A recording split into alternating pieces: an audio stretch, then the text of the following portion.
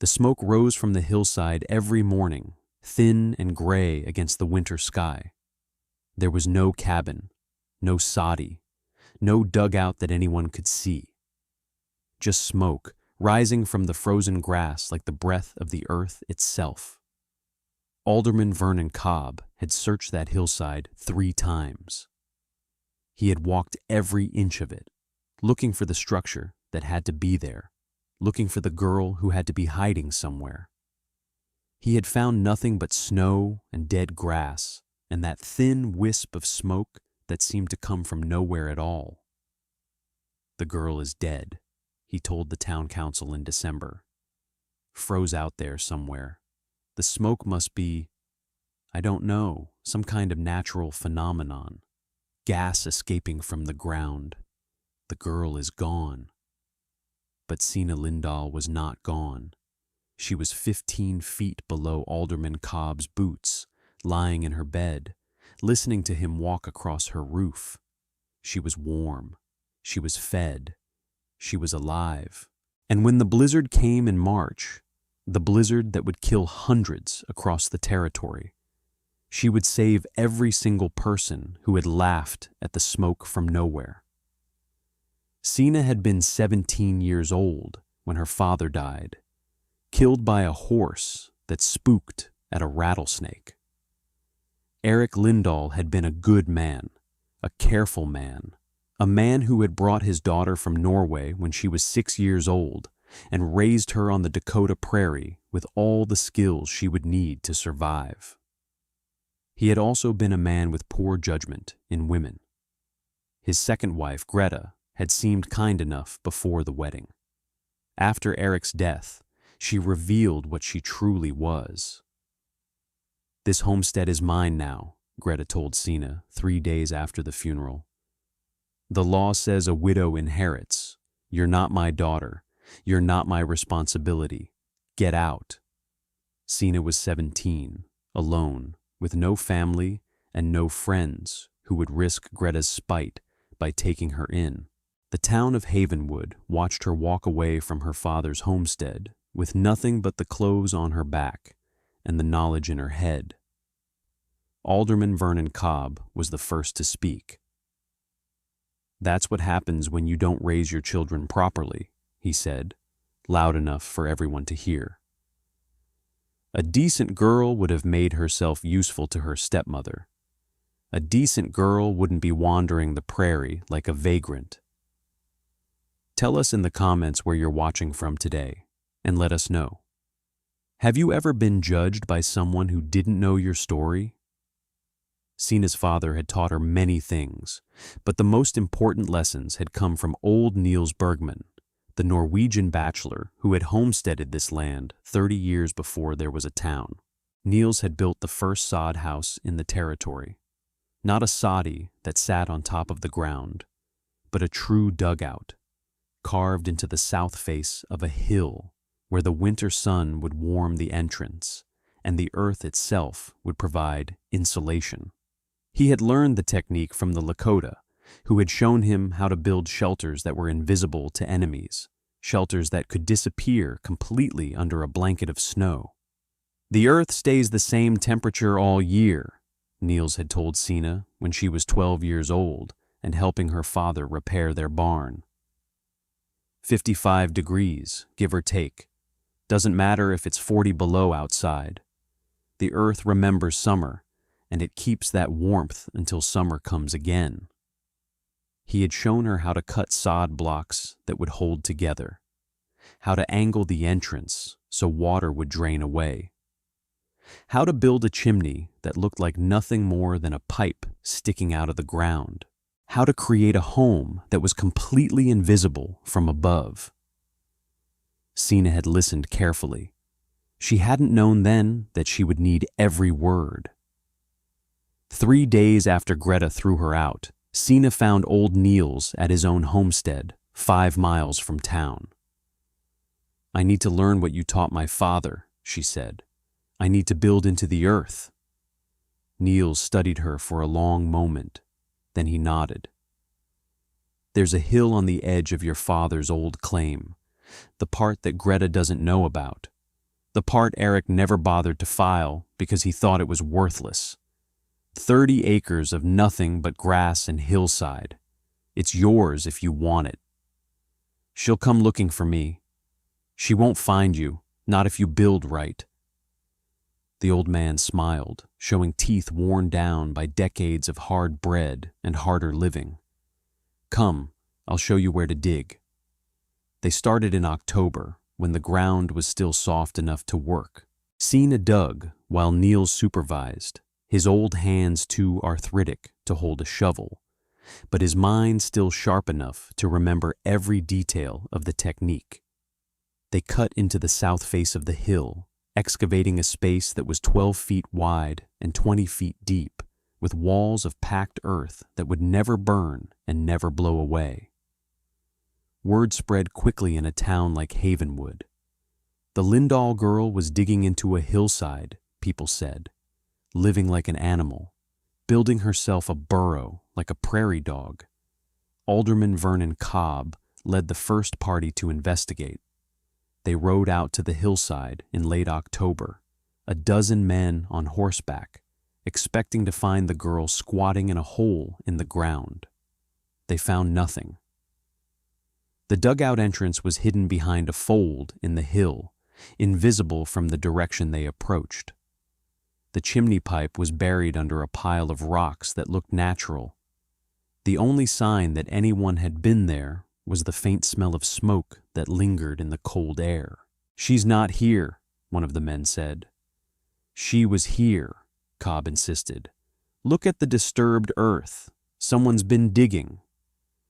"Prairie dogs, maybe, or badgers."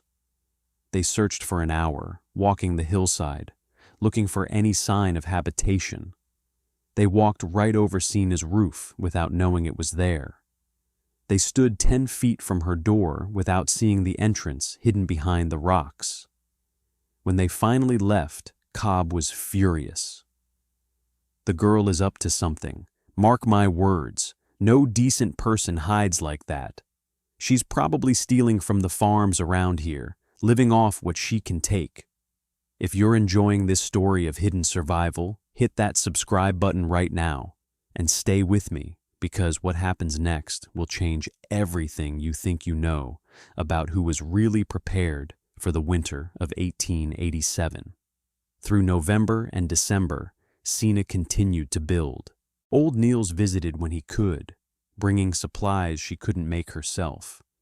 Glass for a small window, hinges for a proper door, a stove that would burn efficiently and send its smoke through a pipe so thin it looked like nothing more than a stick poking out of the ground. She insulated the walls with dried grass and buffalo hides that Niels had cached years ago. She built furniture from cottonwood she hauled from the creek 3 miles away. She dug a root cellar even deeper than her main room, storing the vegetables she had grown in a hidden garden and the meat she had smoked from rabbits and prairie chickens. The smoke rose every morning, thin and gray, visible for miles, but no one could find where it came from. Alderman Cobb sent 3 more search parties. Each one came back empty-handed. The smoke from nowhere became a joke in Havenwood, a mystery that people talked about in the mercantile and laughed about in the saloon. "Maybe it's a ghost," someone said. "Maybe the earth itself is burning," said another. "Maybe Vernon Cobb just can't find his own backside with both hands," said a third, and everyone laughed. Everyone except Cobb, who grew more furious with every failed search. He knew the girl was out there. He knew she was surviving somehow, and he hated her for it. Hated her for defying the natural order, for refusing to die or crawl back to town and beg for charity. By January, the dugout was complete. 12 feet wide, 20 feet deep, with walls that stayed at 55 degrees no matter what the air did outside. Sina had a bed built into one wall, a table and chairs she had made herself, shelves lined with preserved food, a stove that kept the space warm with minimal fuel. She had a home, an invisible home that no one could find, that no one could take away from her. Old Niels came to inspect it on a day when the temperature had dropped to 30 below. He walked through the hidden entrance, stood in the center of the main room, and smiled. "Your father would be proud," he said. "This is better than anything I ever built. Warmer, tighter, more hidden. They'll never find me here." "No, but someday they may need to." The old man's face grew serious. "Winter's not over yet, child. I've seen the signs. There's a storm coming. Maybe not tomorrow, maybe not next week, but soon. The kind of storm that kills everything it touches. When it comes, this place will be the only shelter for miles." They laughed at me. They said I was living like an animal. "And when the storm comes, they'll be dying like animals, and you'll have a choice to make." February brought strange weather, days of unusual warmth followed by sudden freezes, winds that shifted direction without warning, animals behaving oddly, cattle clustering together, birds flying south in massive flocks even though spring was supposed to be coming. Old Niels watched the sky and shook his head. "Soon now," he said. "The storm is building. I can feel it in my bones." Sina stockpiled more wood. She cached food at the entrance to her dugout, ready to bring inside quickly. She checked and rechecked her chimney, making sure it wouldn't be blocked by snow. She prepared for something that might never come, or might come any day. The people of Havenwood noticed nothing. The town's buildings were solid, they said. The winter was almost over. Whatever storm the old Norwegians were worried about, it couldn't be that bad. Alderman Cobb laughed when someone mentioned the warnings. "Superstition," he said. "Those people think every cloud is a disaster. We've survived Dakota winters before. We'll survive this one too." The blizzard hit on March 2nd, 1887. It came without warning, or rather, with warnings that no one had heeded. The morning was mild, almost pleasant. By noon, the temperature had dropped 40 degrees.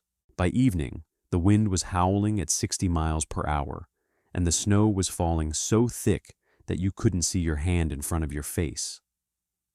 The town of Havenwood was not prepared. Their buildings were solid, yes, but solid didn't matter when the wind found every crack and gap. Their stoves burned hot, but hot didn't matter when the fuel ran out and no one could get to the woodpile without freezing. Their food stores were full, but full didn't matter when the buildings themselves began to fail under the weight of the snow. By the second day, 3 homes had collapsed. By the third day, the mercantile's roof had caved in. By the fourth day, people were burning furniture to stay warm, and the livestock were dying in the barns, and Alderman Vernon Cobb was realizing that his solid buildings weren't going to save anyone. The blizzard lasted 7 days, 7 days of howling wind and driving snow and temperatures that dropped to 50 below. 7 days of watching the fuel supplies dwindle and the food run out and the certainty grow that help wasn't coming. 17 people died in the first week, frozen in buildings that couldn't keep them warm, lost in the snow trying to reach the woodpile, crushed when roofs collapsed under the weight of the drifts. Havenwood was dying, one citizen at a time, and somewhere out on the prairie, smoke continued to rise from the hillside. Alderman Cobb saw it on the 5th day, when the wind died down just enough to make out shapes in the distance. That thin gray thread rising from nowhere, visible against the white of the snow and the gray of the sky. The smoke from nowhere. The girl who had disappeared. The hole in the ground that he had searched for and never found. "God help me," Cobb whispered. She's still alive out there. If Wild West Retribution has become part of your week, consider joining the channel membership. Your support helps us bring you more stories of frontier survival and the quiet strength of those who refuse to give up. On the 8th day, when the storm finally broke, Alderman Vernon Cobb led a party of survivors toward the hillside where the smoke still rose. They were desperate. 23 people huddled together, the strongest helping the weakest, all of them knowing that they would die if they couldn't find shelter soon. The town was destroyed. The buildings that remained standing had no fuel and no food. The only hope was the smoke from nowhere, the girl in the ground that Cobb had spent months trying to find and destroy. They found the entrance by following the smoke. Down a slope that was hidden from every direction, around a fold in the hill that made the approach invisible, through a gap in the rocks that looked like nothing more than a natural formation. And there was Sina Lindahl, standing in the doorway of her dugout, watching them come. "I know you," she said to Alderman Cobb. "You said I was living like an animal. You said no decent person hides like this." Cobb's face was red with cold and shame. "I was wrong. We were all wrong. Please, there are children with us. Old people. They'll die if we don't find shelter." Sina looked at the crowd behind him, the desperate faces, the frostbitten hands, the eyes that held no more mockery, only fear. "Come in," she said. "All of you, there's room." The dugout that everyone had laughed at, the hole in the ground that Alderman Cobb had searched for and never found, held 23 people for 2 weeks. Sina gave them her food, her fuel, her blankets. She showed them how the earth stayed warm when the air above was death. She taught them the skills that old Niels had taught her father, and that her father had taught her. "Why?" Cobb asked her on the 3rd night, when the children were sleeping and the adults were gathered around the stove. "After what we said, after what we did, why help us?" "Because my father would have helped you," Sina said. "Because Niels taught me that survival is never just about yourself. Because you're people, even if you weren't very good at being people when times were easy." The dugout held. The earth stayed at 55 degrees. The stove burned efficiently, using a fraction of the fuel that the town's buildings had needed. The food stores that Sina had prepared fed everyone, not abundantly, but enough. 23 people who should have died in the Great Blizzard of 1887 survived because a 17-year-old girl had built herself into a hillside. When the relief parties finally reached Dakota Territory in late March, they found Havenwood destroyed. 17 dead in the town itself, plus dozens more on the farms and homesteads around it. The survivors' stories all pointed to the same place, the hillside where smoke rose from nowhere, where a girl had built a shelter that no one could find. The 2 weeks in the dugout changed everyone who lived through them. They learned what it meant to be cold and then warm. They learned what it meant to be desperate and then saved. They learned what it meant to mock someone's preparations and then need those preparations to survive. The children played games in the narrow space between the walls.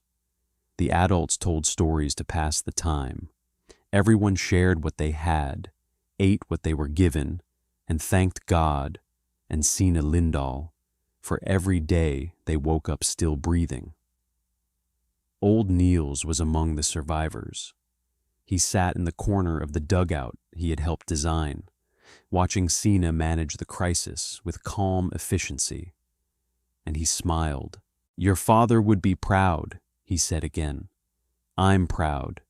You've become what I always hoped you could be." On the day the relief wagons arrived, Alderman Vernon Cobb stood before the survivors and made a speech. "I owe this young woman my life," he said, his voice breaking. "I owe her an apology that I can never fully make. I called her an animal. I said she was hiding like a vagrant. I led search parties to find her and drive her out. And when the storm came, she took me in anyway. She fed me. She warmed me. She saved my life." He turned to Sina, and for the first time since she had known him, his eyes showed something like humility. "I was wrong about everything. Wrong about you, wrong about what survival looks like, wrong about what decency means. You're the most decent person I've ever met, and I've been the worst kind of fool." Sina stood before the crowd, the survivors, the relief workers, the journalists who had come from the East to write about the disaster, and spoke the words she had been thinking for months. "I didn't build that dugout because I wanted to prove anyone wrong. I built it because I had nowhere else to go. I learned from my father and from Niels how to work with the earth instead of against it. I learned that the old ways sometimes know things that the new ways have forgotten." She paused, looking at the faces of the people she had saved. You can laugh at someone's preparations. You can call them crazy, call them animals, call them whatever makes you feel superior. But when the storm comes, and the storm always comes, the ones who prepared are the ones who survive. And if they're good people, they'll save you too. Thank you for watching this story about Sina Lindahl and the smoke from nowhere. If it reminded you of the importance of preparation and humility, share it with someone who needs to hear it. And remember, sometimes the people who look like they're hiding are just getting ready for something you can't see coming. Sina Lindahl never left Dakota Territory. She rebuilt on the same hillside, expanding the dugout into a proper homestead, teaching others the techniques that had saved 23 lives. She married a man named Henrik Olsen, a Norwegian carpenter who had come west with the relief wagons and stayed because he couldn't stop thinking about the girl who had built herself into the earth. They raised 4 children on that hillside, all of whom learned the old ways: how to read the weather, how to work with the land, how to prepare for storms that might never come. Alderman Vernon Cobb never fully recovered from the shame of that winter. He resigned his position, sold his buildings, and spent the rest of his life trying to make amends for the way he had treated people he didn't understand. He became, in the end, one of Sina's closest friends, a man humbled by disaster into becoming something better than he had been. Old Niels died in the spring of 1888, peacefully in the dugout he had helped Sina build. They buried him on the hillside with a headstone that said, "He taught us how to disappear. We learned how to survive."